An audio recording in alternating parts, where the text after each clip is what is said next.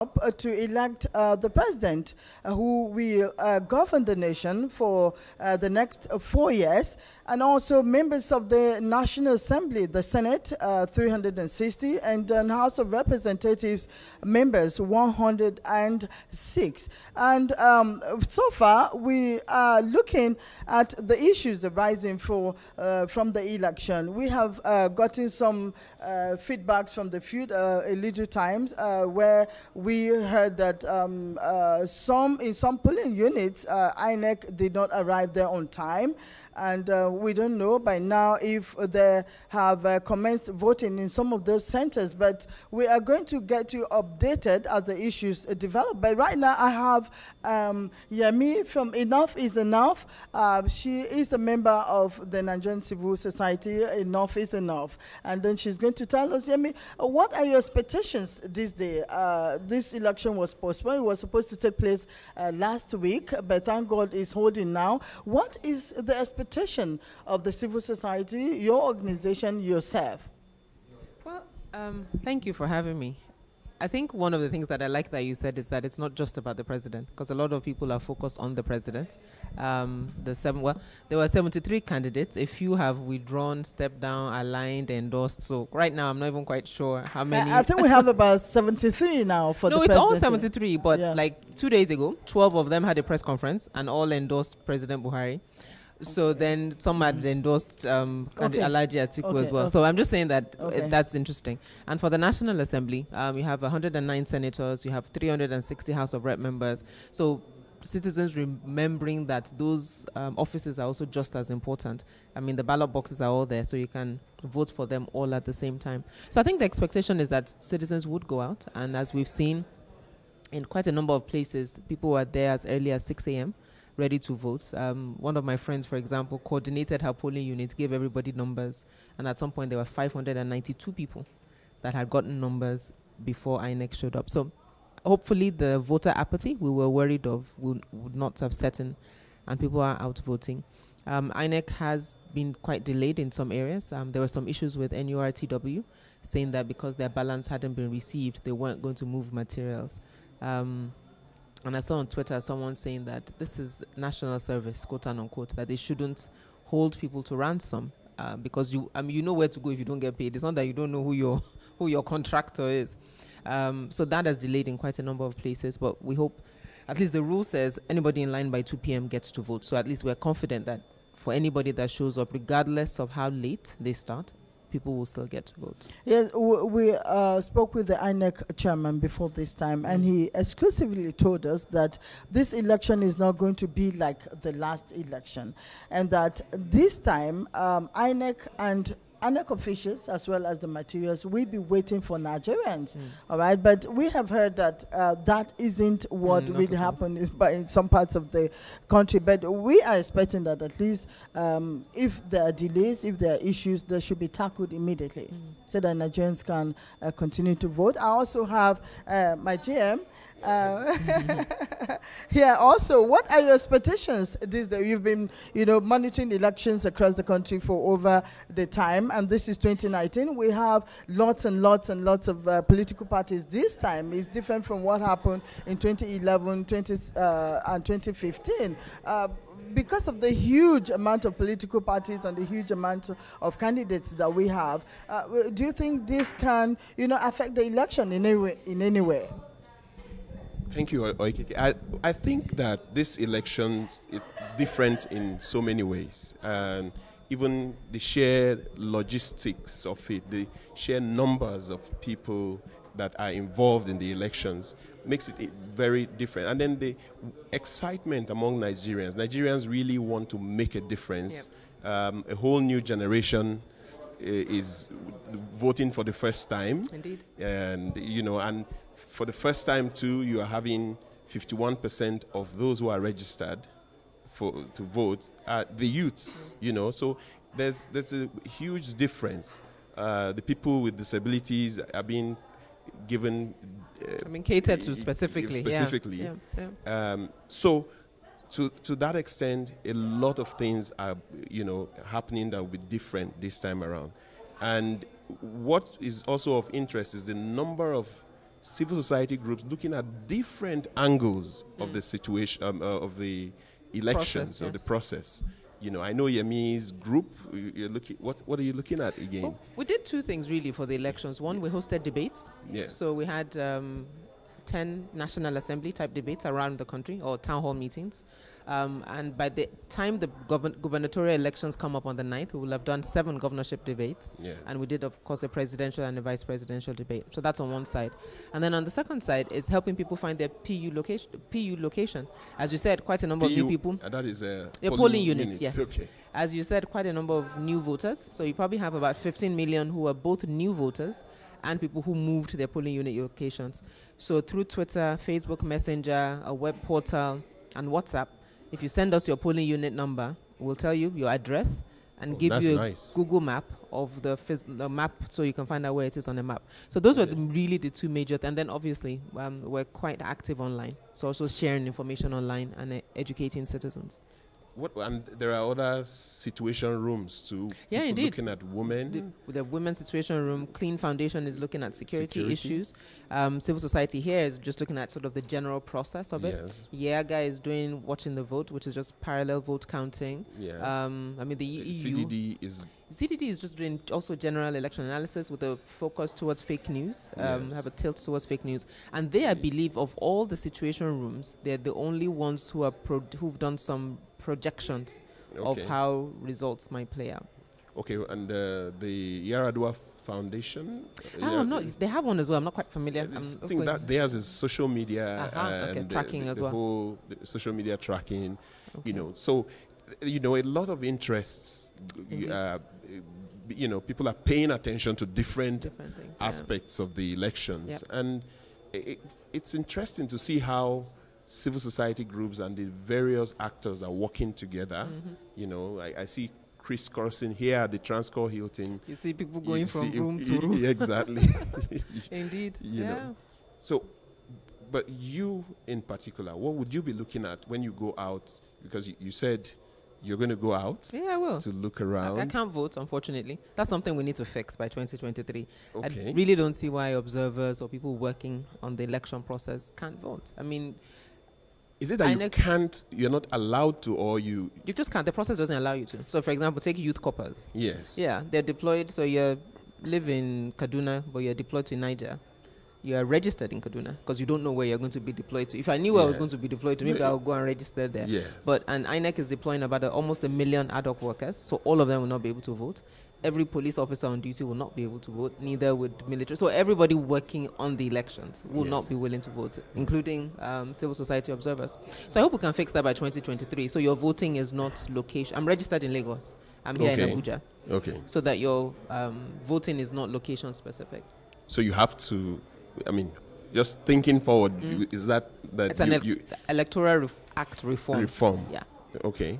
Yeah. Would that be to register your name in advance, like somebody on a special duty or something? Yeah, probably. I think that's probably the only way, because the way our cards are designed, they are tied to your PU location, which is tied to your state. Yes. So probably not having to move that, but have a system where those people who are going to be on election duty, there's a way that you're voting in advance, or there's a way, that portal that allows you to vote and removes you from a database so you can't vote twice. Okay. So I'm sure technology can help in some way. I haven't given it much thought, but I'm sure technology can help with that. Okay, I don't know what... Yeah, you know, when Yemi was talking, I was like, wow, over 1 million Nigerians will not be able to vote in this election because of these responsibilities. And, you know, I never thought about this, but it's a very serious one too. So I think our electoral reforms can take care of that. Electronic voting, where you'll be able to be at anywhere and vote, we solve this problem.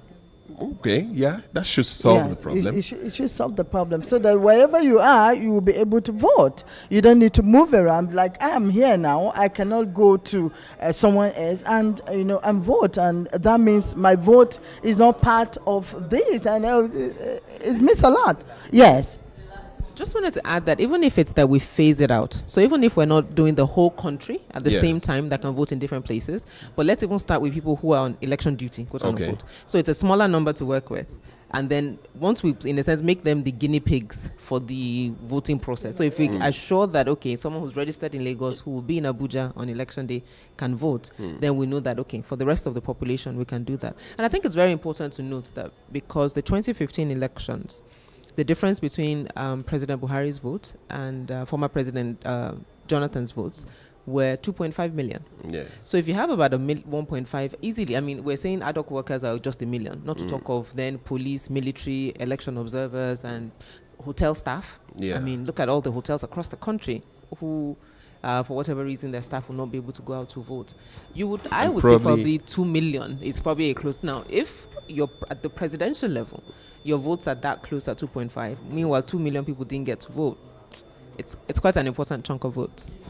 One of the issues that we were bonded about the last time before this day was the issue of voter education. A lot of Nigerians don't believe that those, especially at the rural areas, have enough education on how to vote. Like we are going to have, we have about 90-something political parties this time, and then the ballot paper now have so many political parties with so many symbols. And those are the grassroots. We're wondering how, if they are educated enough on how to vote and how to vote right because of the numerous political parties and symbols this time. But a lot of reports that we got from the field shows that the Inec staff and all the stakeholders never really got to the rural areas to educate the people. So we're hoping that we don't have issues of so many numbers of millions of voided votes this time, where people don't know how to vote right, and then by the end of the day we'll have lots of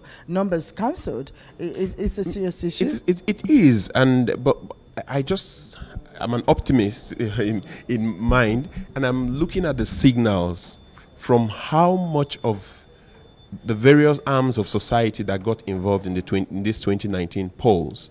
I just suspect that there will be an increase. I mean, you have the central bank is involved in storing materials, the police are involved, the military are involved in transporting the air freighting of materials, the civil society groups are involved. We have core members as officials at some point. We have university lecturers and vice chancellors as returning officers, or increasingly. That's always been the case. There's nobody that you mentioned that wasn't part of it in 2015. I'm saying increasingly, because increasing numbers of each of these categories. So, for instance, previously we had only one situation room, and now we're having more situation rooms. Looking at smaller units. Is not? Every situation. Okay, sorry. Let me give you the mic. No, just so that we're clear. Every situation room that exists now existed in 2015. We had the women one in 2015. We had Yaga we had the parallel vote counting one in 2015. It wasn't Yaga, but we had the parallel vote counting one in 2015. We had this Nigerian Election Civil Society situation room. CDD had a smaller one, but it exists. So size, I would say that. So the sizes have increased, but not necessarily, maybe not numbers. Yeah. Okay, Yemi, you have always been on the field, especially as election is concerned. How would you look at women participation in the 2019 election? As candidates or as candidates, yes, and also in terms of the voting too. Well, voting we'll find out today. I really wouldn't be able to say, but just your earlier point about stakeholders and teaching voter education, and I think it's a very important point, because the people who have the most to lose are the political parties, because you want me or them to vote for your party, so it's your responsibility to let them know what logo to look for. I mean, I've heard people say things like, we're the last party on, so just go to the last party. Go to the first. On the second column, go down 3. So I've heard some interesting ways of people telling voters how to vote. But I think you're right. There hasn't been enough of that. But I think people a lot think that it's INEC's responsibility or civil society's responsibility. But I think the best way, honestly, is for political parties. Because for political parties, you're able to narrow it down to your party. Because for civil society, when we educate, it's very broad. You're just telling people, look and vote. Same for INEC, it's broad. But for political parties, they can actually help at the rural area where exactly to look for. And one of the parties started talking about using your index finger because it's thinner than your thumb. so that because the boxes are smaller, it can fit without smudging on each side. So people have found interesting ways to educate. On women candidates, unfortunately, the numbers are lower than they were in 2015. Yes, we're expecting women to have turned it more this time. It's not necessarily their fault. I mean, there are quite a number of issues. We're talking everything from financial support to internal dynamics within the party, asking women to step down for other candidates, and not being as conducive. It was interesting that with for example, if you take women, youth, persons with disabilities as disenfranchised groups, in the youth category, with the Not Too Young to Run bill, you found out that they got more opportunities from smaller parties, not the dominant parties. So that also just tells you a bit about the dynamics of opening space and opening access. All right. One of the issues that became very serious this time is, taxes used by political parties and politicians themselves, especially when you talk about vote buying. Yeah. We had reports of, even people trying to use food vendors to, perpetrate that and all kinds of tricks. Can we say that we've been able to, douse that part of the issue? Are we going to see people selling their votes or buying the votes this time? I believe that, there are going to be attempts by the politicians. It's going to still be a feature in terms of attempting to do so. But with the kind of voter education we also, when I say not education, but like voter enthusiasm, awareness that we are seeing, I suspect that people will be more circumspect about, receiving such inducements. Okay. When I say circumspect, for instance, some people have said, I'm going to take, but I'll vote my conscience. Okay. There are campaigns. I subscribe to that. You need to subscribe to that. Why? The point is, if someone wants to dash you free money, and I think for me, and I guess that's a bit my perspective as well, if it's an incumbent especially. Yes. Because if it's an incumbent, he's not spending his personal money. He's spending the resources of the state. So but we are urging him to commit a crime, so to speak. He's already going to commit the crime. And you need to join him. What is the crime in receiving inducements? You've given me... I think if we look at the Electoral Act, that it's a crime to actually buy a vote or sell a vote? Both. Okay. So for me, I think it's slightly problematic the way it's framed in the Electoral Act. Yes. What do we call distribution of Ankara, buckets, Indomie? All of those things, we don't consider that vote buying, but they are. But we only talk about it as it relates to election day and cash. So for me, if it's okay for a political party or a candidate to have a rally and give out food, give out buckets, give out Ankara, give out materials, and nobody says that's a problem. But then on election day, you want to make a big deal out of it. I think that's a problem if the quantity reaches a certain... For instance, if I'm giving you something worth Ankara is 2,000 naira. Take a argument. Ankara is 2,000 naira. Okay. All right. Thank you very much, Yemi and Diego. Because of time, we have to go back to the studio. Thank you very much. We will return back as the issues develop. Thank you very much again. Thank you. All right.